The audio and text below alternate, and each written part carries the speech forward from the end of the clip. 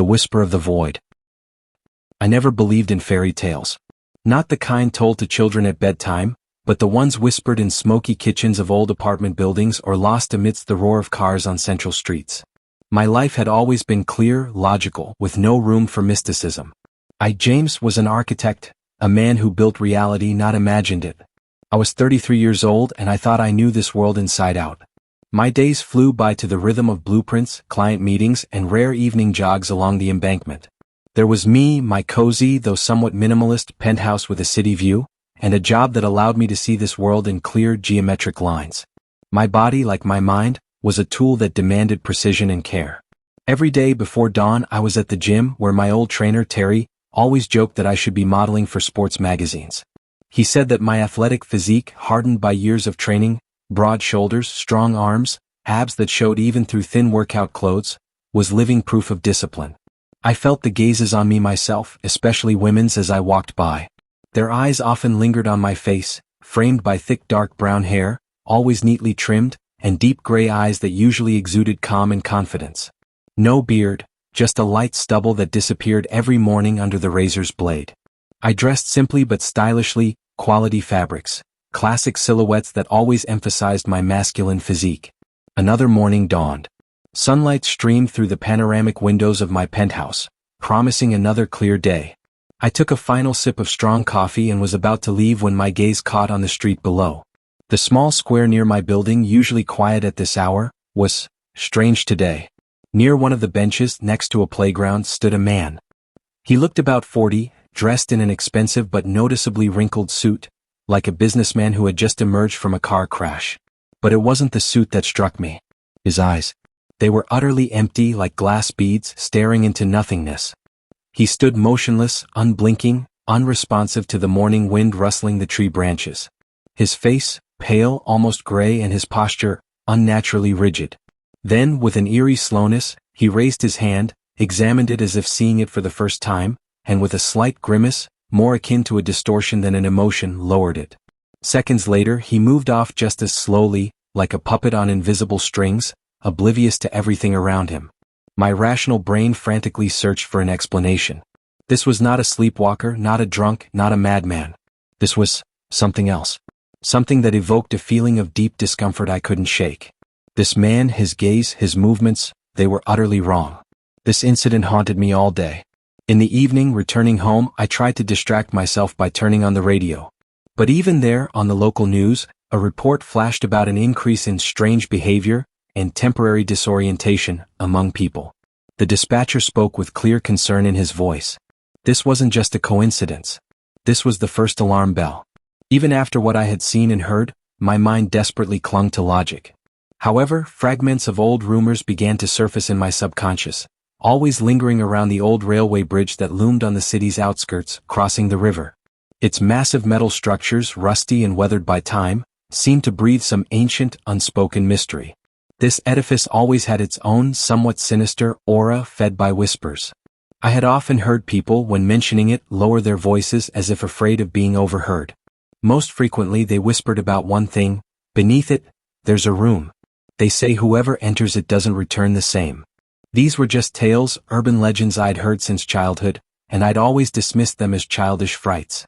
But now, after these strange occurrences, these rumors took on a new, unsettling meaning, though I couldn't explain why. Somehow, lost in thought, I walked down a street where old brick buildings huddled together, hiding their secrets. The day was drawing to a close, heavy gray clouds covered the sky, promising rain. I was just returning from a business meeting, my head filled with numbers and technical drawings for a new residential complex. Suddenly, my gaze caught on a peculiar scene.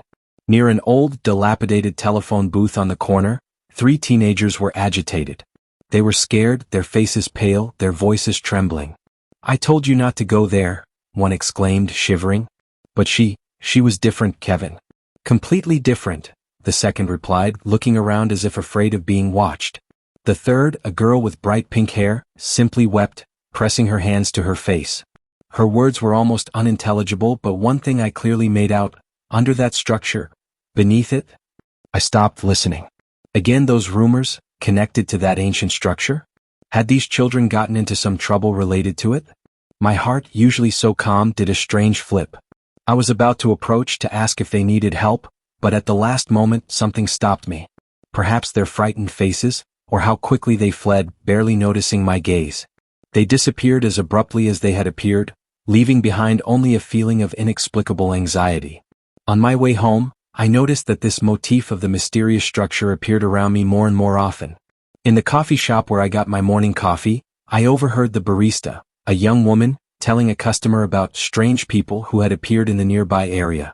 They were like out of their bodies, she put it, her eyes wide with dread. She spoke of their empty gazes and unusual behavior that differed from the usual city bustle. With each passing day, these snippets of conversations, urban legends, and frightened glances of people hinting at something beneath that vast, old structure, began to penetrate my seemingly unshakable world of logic. The architect who built reality suddenly found himself surrounded by the shadow of the unspeakable. My rational mind frantically searched for explanations, but instead found only more and more questions. I began to feel a slight but persistent itch of curiosity. Something deep within me, deeply hidden beneath layers of rationality, began to pull towards that dark, rusty structure on the edge of the city. Perhaps it was just irritated curiosity to unravel another urban tale. Or perhaps something more, something I hadn't yet realized. Now, as the cold night wind filled my apartment, I stood by the window, gazing at the city lights flickering in the distance. Somewhere out there, beyond those lights, was that old bridge. And beneath it, the room. The room that seemed to call to me. And this newly felt curiosity was far stronger than any fear. Rumors, like poison, slowly but surely seeped into my daily life, eroding the walls of rationality I had so carefully built. The man I saw in the square and the terrified teenagers by the phone booth made me look at these urban legends, which I had previously dismissed, in a new light. Now they didn't seem so absurd. I tried to ignore it, to chalk it up to imagination, but they wouldn't let go. At the office, during a lunch break, colleagues were discussing the disappearance of some eccentric artist who, they said, had been hanging around that old bridge lately. His works had supposedly taken on strange, eerie elements, sometimes resembling incomprehensible symbols, as if someone had altered his style. Always skeptical of such stories, I still felt a strange, inexplicable curiosity bubbling within me. My fascination with architecture had always been about the pursuit of perfect forms, not the unraveling of mysteries. However, this massive iron structure, looming on the city's outskirts, began to pique an almost professional interest in me. I decided I had to see it with my own eyes, not as an object of rumors, but as an engineering marvel. I wanted to understand its construction, to imagine how it was built, discarding all the nonsense about the room and changes. One sunny morning, as the city was just waking up and fog still lingered over the river, I decided to go there. My black, glossy sports car reflected the first rays of the sun, as if rushing towards the unknown. I chose a weekend to avoid prying eyes, though I didn't even understand why I needed such secrecy. Arriving at the spot, I got out of the car, feeling the fresh wind blowing from the river. The bridge seemed even more majestic up close. Rusty rivets, cracked paint, traces of time on every metal bar. I walked along the bank, examining its supports, the concrete blocks that bore the weight of centuries. It was then that I saw her. She stood near one of the massive supports, her figure like an exquisite sculpture against the gray metal. It was Chloe. Her long, wavy light hair gleamed in the sun, cascading almost to her waist, like a waterfall of gold.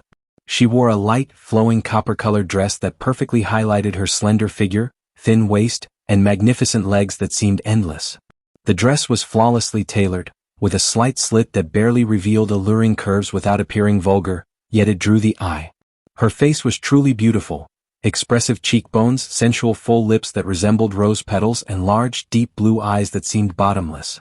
They had such a vivid, intense shade that it felt like one could drown in them. She looked as if she had stepped off the cover of a fashion magazine, but her gaze was somehow distant, filled with inner turmoil. She didn't immediately notice me, lost in thought, looking at the river. I stood there, as if rooted to the spot, not just by her beauty, but by the incredible feeling that she wasn't here by chance. A certain aura of mystery surrounded her, echoing the atmosphere of the bridge itself. When she finally turned, our gazes met. Her blue eyes, at first dreamy, suddenly sparked with surprise, then a faint fear flickered within them. She instantly looked away, as if I had caught her doing something forbidden. Her lips parted as if she wanted to say something, but the words caught in her throat. I took a step towards her. "Good morning," I said, my voice calm, but my inner tension grew. I'm James. Have you been here long? She took a step back, her delicate fingers clutching the edge of her dress. Chloe, she whispered. Her voice was low and velvety, but sounded uncertain. No, I was just passing by. Her words sounded unconvincing, and her gaze continued to dart around, as if she were looking for an escape route. It was a lie. She was clearly here for some other purpose. I felt that this encounter was not accidental, and that it was somehow connected to that mysterious room the entire neighborhood whispered about.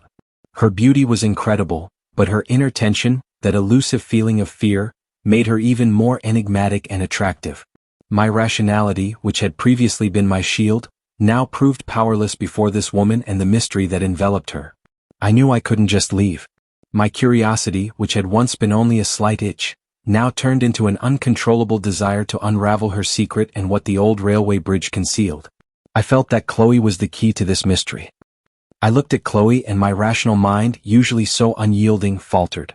She stood before me, delicate as a work of art, but in her blue eyes was such fear, such fragility, that it stirred a strange desire to protect her. Her words, "I was just passing by," sounded like a child's lie, so inconsistent were her state and the place where we met. I felt she was hiding something, and that something was directly connected to what I had seen and heard recently. Just passing by? My voice sounded calmer than I felt. Chloe, there's nothing here but rusty metal and a river. And rumors. I met her gaze, trying to find an answer. What were you doing here? She looked away again, her gaze sweeping over the massive bridge supports as if seeking support. Her delicate fingers involuntarily touched her neck, as if checking if something was there. I noticed she shivered, as if remembering something unpleasant. It's complicated, she finally uttered, her voice barely audible. I was looking for something. Someone. Who? I pressed, feeling the knot of mystery begin to unravel. Chloe took a deep breath as if gathering her thoughts. She lifted her head, and this time her gaze was direct and filled with despair. My sister, she whispered. She disappeared a few weeks ago. The last I know of her is that she was interested in this place. She nodded towards the bridge, her face twisted in pain. And she was here. Before she disappeared. My heart clenched and my mind desperately tried to connect what I had seen in the square, the rumors I'd heard on the radio, the teenager's fright, and Chloe's new horrifying story. It didn't form a logical picture, but an inner feeling told me there was an eerie connection between it all. You mean, the room? I asked, surprised by my own boldness. Chloe nodded sharply, her eyes widening. You know about it too? People whisper. About a hidden room beneath it. And whoever enters it, changes. Or disappears. She paused, her voice trembling. My sister, she didn't believe it. She was like you. Rational. Curious. And she went there. When she returned, she was different. Empty. And then one morning she was just gone. There was no hysteria in her words, only a cold, bitter truth that pierced me. Different. I repeated, feeling a chill run down my spine. I immediately recalled the man's face in the square, his empty eyes, his eerie movements. And the teenager's fright, their words about a different girl. Yes, Chloe lowered her eyes. She looked at me but didn't see. She spoke but her words were alien. She was like a shell. And then one morning she simply wasn't there. I stood processing what I had heard. My world, built on logic and facts, was cracking at the seams. This woman, her pain, her story. This wasn't just a simple tale. This was reality, terrifying and incomprehensible. The architect who built the world was confronted with a world that defied all calculations. I want to go there, I suddenly uttered, surprised by my own resolve. It was irrational, dangerous, but I couldn't stop myself. It wasn't just curiosity, it was a desire to understand. Chloe looked up at me, fear back in her eyes, but now it was directed at me. No, don't do it. You don't understand. It's not just a room. It's something that takes a part of you and never lets go. Her voice rose almost to a cry. I saw what happened to her. You shouldn't. You won't come back the same. Her warning only fueled my curiosity. Fear was there, yes it was. But stronger was the desire to solve this mystery, to peer into the abyss that drew me in like a magnet. I felt this wasn't just an investigation but something personal. I had to find out what was hidden beneath that rusty metal. I had to see it. The decision was made. Chloe's words about the danger, about how you won't come back the same, only fueled my uncontrollable curiosity. I, James, an architect, a man of logic and calculation, Couldn't just brush off this mystery, which was now intertwined with this woman's despair and her sister's disappearance. My urge to understand what lay beneath the old bridge was stronger than any fear. We stood there by the river at that moment. She looked at me with a mixture of horror and bewilderment.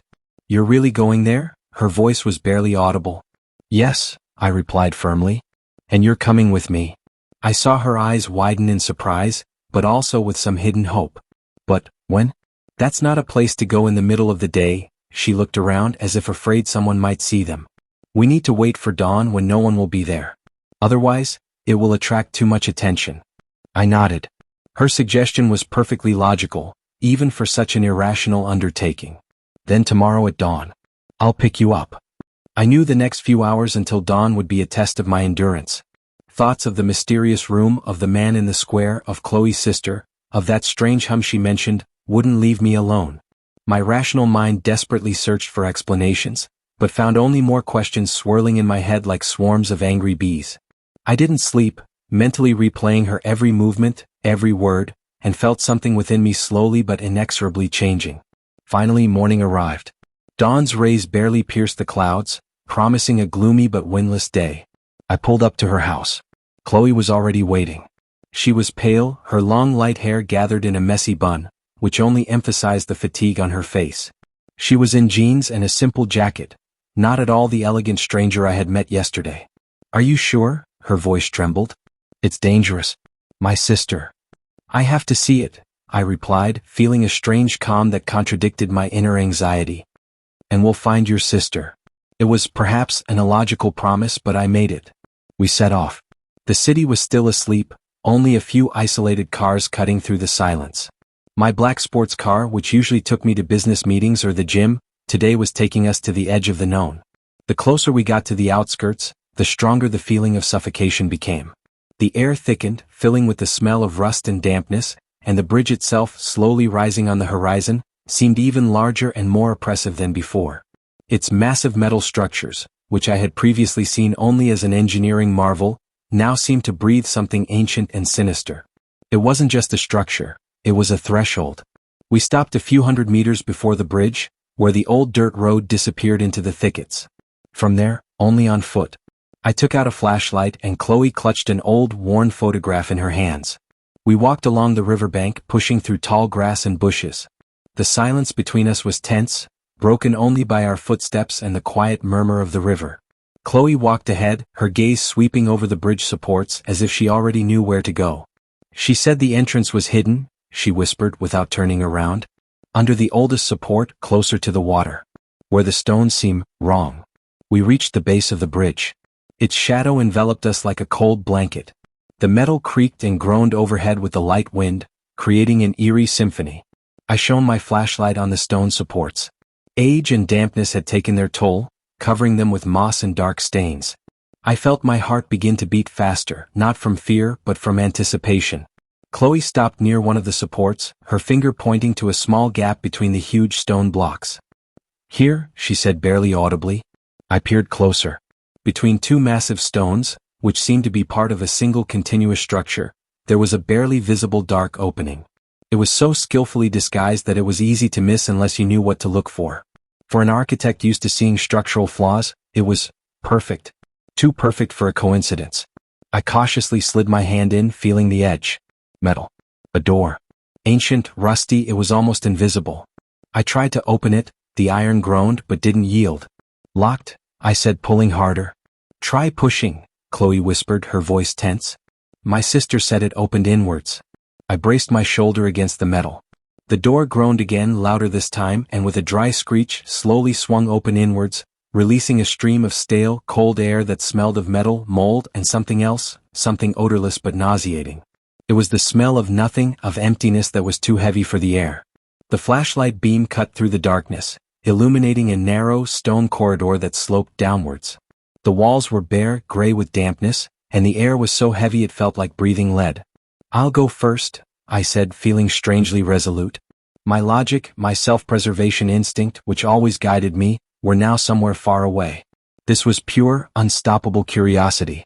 "No," Chloe tightly grasped my hand, her fingers cold as ice. "We go together. I have to find her." In her eyes was a mixture of fear and steely determination. We stepped inside. The door closed behind us with a dull thud that echoed through the corridor, and the outside world vanished. We were engulfed by an impenetrable, dense darkness, barely pierced by my flashlight beam. It grew much colder, and the air I breathed seemed to no longer belong to this world. The feeling of anxiety grew with every step. This wasn't just a room under a bridge. This was a place where logic and reality began to blur. We descended slippery stone steps. The corridor narrowed, and strange patterns began to appear on the sides, carved into the stone. They resembled some ancient symbols that belonged to no known culture. They were irregular, asymmetrical, and emanated something alien. My architectural eye, accustomed to symmetry and order, was irritated by these unknown forms. Finally, the corridor ended. We found ourselves in a small, circular room. It was empty except for one object in the center, a massive, smooth, black monolith that seemed to have grown from the stone floor. It was made of a material unlike any I knew, not stone, not metal, not wood. It absorbed light rather than reflecting it. It radiated a cold that permeated the very bones, and a strange vibration that made the air around it tremble. The room had no windows, only solid walls with the same strange, incomprehensible symbols. "What is this?" I whispered, my voice hoarse with wonder. This wasn't a bunker, not a vault, not an air raid shelter. This was something else. Chloe stood beside me, her face contorted with horror. She pointed at the monolith with a trembling hand. "My sister, she sat by it. She said it, talked to her."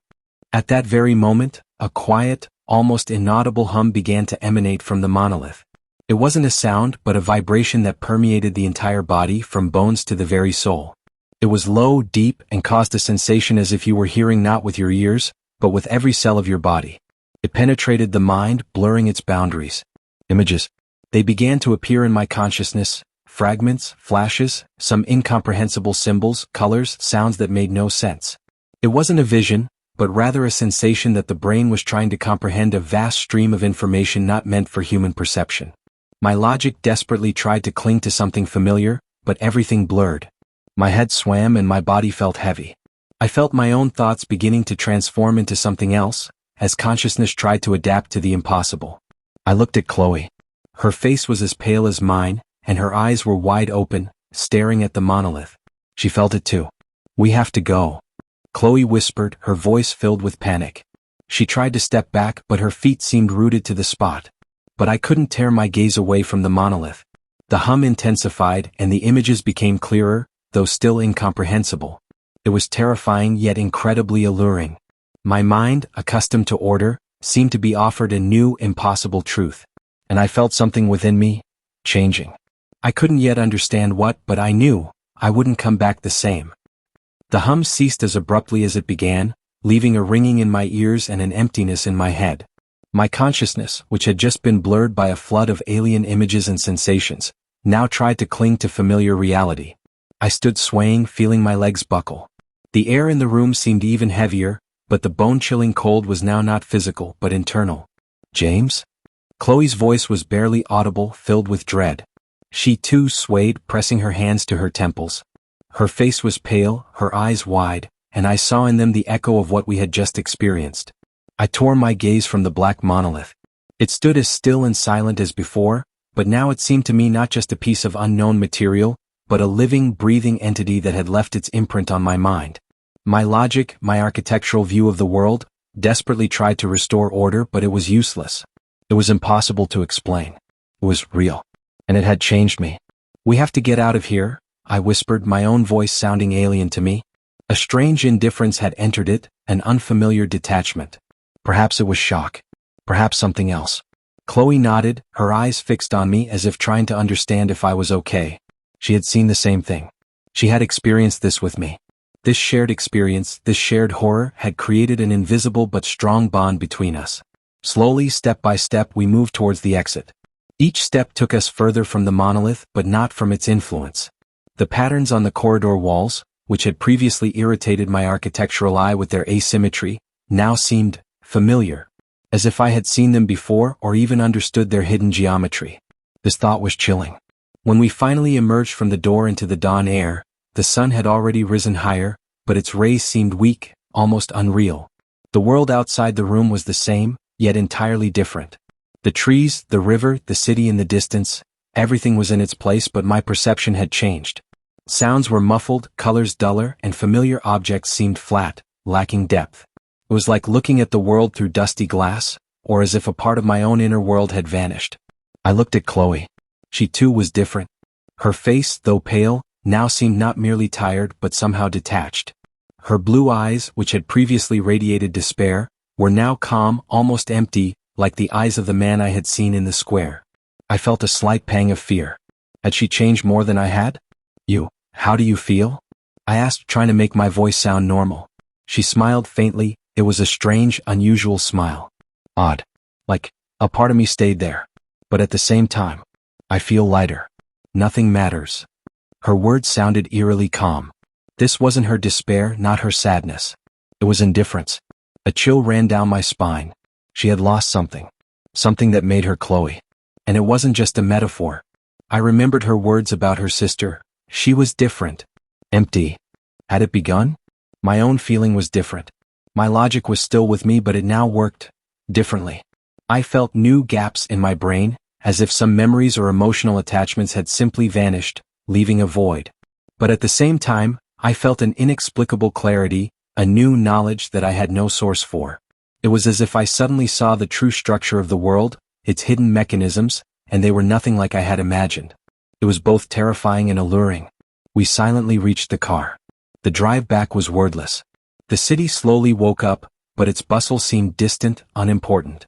When I dropped Chloe off at her house, she simply got out of the car without saying goodbye, without looking back, like a puppet who had played her part. Her eyes were empty. Chloe! I cried, my voice filled with sudden panic. She stopped, slowly turned. Her gaze was fixed on me, but I saw nothing in it but the reflection of my own fear. Thank you, James. Her voice was mechanical, devoid of any emotion. Now I know. She left. I sat in the car, watching her until she disappeared around the bend. My heart pounded furiously, but it wasn't fear, but a strange, cold sense of loss. Chloe. She had become like those people I had seen. She had lost a part of herself. And what had I lost? I took out my phone, tried to call an old friend I'd just spoken to yesterday.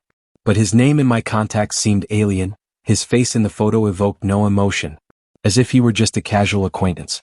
I threw the phone aside, feeling cold sweat trickle down my temples. It had begun. My world was changing. My connections to it were breaking. I had to find out more. This monolith, this room, these changes. This wasn't just a mystery. It was a threat. A threat to my mind, my existence. And I knew I couldn't go back to my ordinary life. My logic was now distorted, but it still commanded me to act. And I felt that the path I had taken was only just beginning. It wasn't a sudden transformation like flipping a switch. No, it was a slow, insidious shift that began somewhere deep inside, beneath the skin, and now crept outwards, distorting familiar reality. After returning from the bridge, after that eerie encounter with the monolith, I, James, was no longer the architect who built his world with clear lines. My mind, once a fortress of logic, had become a labyrinth where some doors vanished, and others, previously unseen, suddenly opened. The most terrifying thing was this indifference that had begun to permeate me. Memories of old friends, of family, they hadn't completely disappeared, but the emotional attachment to them had evaporated, leaving behind a cold void. I remembered faces, names, shared moments, but they evoked no feelings. It was as if I were watching old actors in a play where I was no longer an audience member, but merely a detached observer.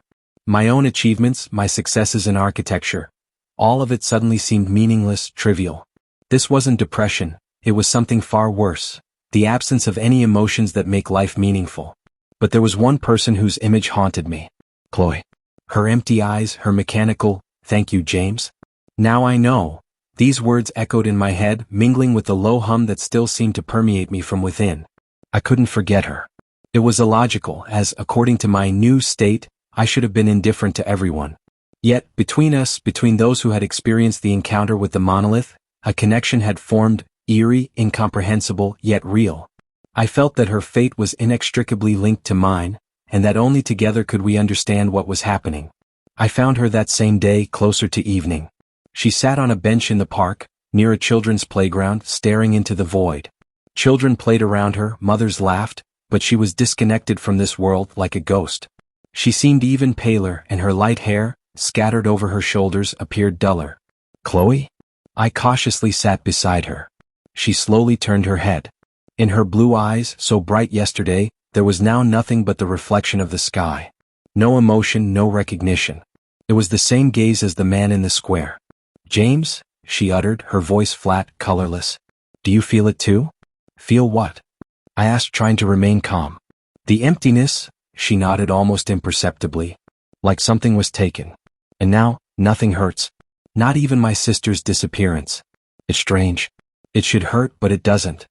A chill ran through me. She had completely succumbed to the influence. She had lost her ability to feel. My own indifference was different. I felt it, but it was only part of something larger. I felt new, incomprehensible knowledge emerging in my consciousness, fragments of information about structures, about energy, about something that transcended human understanding. It was as if the monolith had left me a part of its language, which was now deciphering itself in my mind. Chloe, we have to understand what this is. We have to find her. I tried to reach out to her old emotions. She turned back to me, and this time, a flicker of something akin to curiosity appeared in her gaze. Or was it just a trick of the light? Find? What? She's better off, where she is now. Peaceful. No. I raised my voice. This isn't peace. It's something else. And it's taking people. You don't want to be like her. I saw her face twist as if from an unpleasant memory. Perhaps not all was lost. I don't know. She closed her eyes. The monolith, it said it was a path. A path to something greater. It lied. I cut in, surprised by my own certainty. We need to find out what it is. And stop it. I told her about the people I had seen, about the rumors, about how their numbers were growing. She listened without interrupting, her face remaining still, but I felt my words penetrating through her newfound indifference. I showed her photos on my phone of old archives I had managed to find. Mentions of similar phenomena, of silent people, of strange patterns similar to those in the room. All of this was scattered throughout history like isolated, unconnected events, but now I saw their connection. We need to find someone who knows more, I said. Someone who studies these kinds of things. These aren't just urban legends. This is something much older. Finally, Chloe looked up. In her eyes, though still dim, something resembling a shadow of determination appeared. My professor. At the university. He was always interested in urban legends and folklore. He even wrote about our bridge. He might know. Her voice was still somewhat monotonous, but a faint tint I remembered appeared in it. A shadow of her former self flickered for a moment. Good, I said, feeling a faint hope. We're going to him. Together. She looked directly into my eyes, and this time her gaze lingered. There was no warmth in it, but there was a strange, elusive pull that transcended logic. She nodded. We were on different wavelengths, but our connection, forged in the darkness beneath the bridge, was stronger than the indifference that tried to engulf us. Perhaps this connection was our only weapon against what lay ahead. Chloe's words about Professor Elwood resonated in my head like a single clear note in the turbulent sea of my new sensations. I, James, still felt the world shift, its familiar forms disintegrating, revealing incomprehensible patterns of hidden energies. The indifference to the past still weighed heavily, but the warm feeling of her hand, her faint spark of determination near the bridge, became a strange anchor for me. She was beside me, changed like myself, but she was my goal. We needed answers. Immediate answers. We didn't waste time. The drive to the university was short but felt like an eternity. Chloe sat beside me, silent, her face pale, her gaze fixed on the window, somewhere beyond visible reality. I understood that she was still wandering in her own inner void, but I also sensed her faint desire to comprehend. Perhaps that was why she agreed to come. I drove, my hands gripping the steering wheel, my mind desperately trying to organize the chaotic flow of new information pulsating within me. The strange patterns we had seen on the walls of the room beneath the bridge now emerged in the lines of buildings, in the designs on the asphalt, in the chaotic tangle of wires. My architectural eye now saw not only forms but also hidden energy currents I had never even suspected. It was both frightening and incredibly captivating. I, the former embodiment of order, now saw the very foundation of my world crumbling. We arrived at the university, at a building where the spirit of science and logic reigned, things that just yesterday had been my unwavering fortress, but today seemed as fragile as glass. Professor Elwood, an elderly man with disheveled gray hair and kind but weary eyes, met us in his office. His walls were lined with books emanating the dust of ages, and his desk was piled with manuscripts, ancient maps, and strange artifacts. He was an expert in folklore and urban legends, and Chloe, it seemed, had known him for a long time. "Chloe, my dear, you're here." I was worried. The professor stood up, his voice filled with genuine concern. But when his gaze swept across her face, he froze. His eyes widened in horror. "Oh God. No. You too." "Professor," I interrupted, feeling time was short. "We were there. Under the bridge. With that monolith." Professor Elwood sank heavily into his chair, his face as white as chalk. "I knew. I felt it. It has begun again." He leaned his head back against the chair, staring at the ceiling. "It's not just a legend, Mr. James Anderson. Mr. Anderson. It's not a legend. It's an ancient evil. Or good, who knows. It was called the Whisper of the Void. It's a relic of an ancient civilization that existed long before us. They believed it was a device for transformation. It absorbs emotions, memories, attachments to reality, replacing them with something else. With true knowledge, as they called it. A chill ran down my spine. True knowledge? You mean, what I'm feeling? Yes, the professor nodded. It grants understanding of structures, energy, hidden connections in the universe. But the price is your humanity. Your ability to feel, to love, to grieve. Some become utterly indifferent, like Chloe. And some, like you, receive the gift of knowledge while retaining a part of their personality. It depends on the strength of the mind. Your ability to analyze. "My sister," Chloe whispered. "She said the monolith talked to her. That it was a path. It manipulates," the professor continued. "It promises peace from pain, truth. But it's just a path to its power. It expands its influence. When too many people pass through it, it activates, turns them into its antennae, spreading its influence further." "How do we stop it?" I asked, my hands clenching into fists. The indifference within me battled with rage. "There's only one way," the professor pointed to an old, faded book on the table. "The ancients wrote about the ritual of restoration. It's not magic, but rather the application of understanding energetic flows. It requires a person who hasn't completely lost their emotional essence, and a person who has received the monolith's knowledge. They must work together. Emotions and knowledge. Only they can overload its energy channels, forcing it to sleep again." We can do this," I uttered, looking at Chloe. Determination appeared in my voice. The professor looked at us in alarm. "It's risky. You could lose yourselves completely." "We have no choice," Chloe said, and her voice, for the first time today, gained a tint of emotion, despair, but also resolve. She looked at me, and I saw in her gaze a faint glimmer of her former self. She wasn't entirely lost. There was a connection between us. I felt it, and it seemed she did too. We returned to the bridge. This time we went not as explorers but as those who understood. I used my new knowledge to navigate faster, noticing the faint energy currents the professor had mentioned. Chloe, despite her indifference, sensed the path intuitively. We were two pieces of one puzzle. Again this room, again the black monolith radiating cold and hum. But this time I wasn't afraid. I approached it, feeling what the professor called knowledge awaken within me. These weren't just facts, but an understanding of the very foundations of reality, allowing me to see the energetic patterns the monolith used for its influence. I placed my hand on its cold surface. The hum intensified, trying to engulf my consciousness again, to tempt me with complete knowledge, promising liberation from all things human. But this time I was ready. I remembered Chloe's face, her pain for her sister, her current emptiness. This was my anchor. "Chloe," I cried, not taking my eyes off the monolith. "Now." She slowly walked to me, her hand, still trembling, resting on top of mine. And then it happened. Through our hands, through our bodies, a current of energy flowed, a mixture of my knowledge and her, albeit muted, emotions. It wasn't just an impact, it was an explosion within the room that stripped the patterns from the walls and made the monolith shudder. It wailed. It wasn't a hum but a scream full of fury and pain. I felt my consciousness tearing apart. Images of past and future, real and unreal, flashed before my eyes. I saw the faces of people who had become empty, saw Chloe's sister wandering in some unknown space. But most importantly, I felt emotions breaking through these images. My own emotions, fear, determination, and something else. Warmth. The warmth of her hand on mine. Suddenly the hum ceased. The monolith fell silent, its surface dull, lifeless. It no longer radiated cold or vibrations. The end. We stood breathless looking at it. The emptiness in my head receded, and I felt memories, Emotional attachments that seemed to have disappeared, slowly begin to return. They were changed, yes, but they were mine. I looked at Chloe. Her eyes. They were wet. Tears. Tears streamed down her cheeks, and these were not empty tears, but tears of pain, sadness, but also relief. My sister.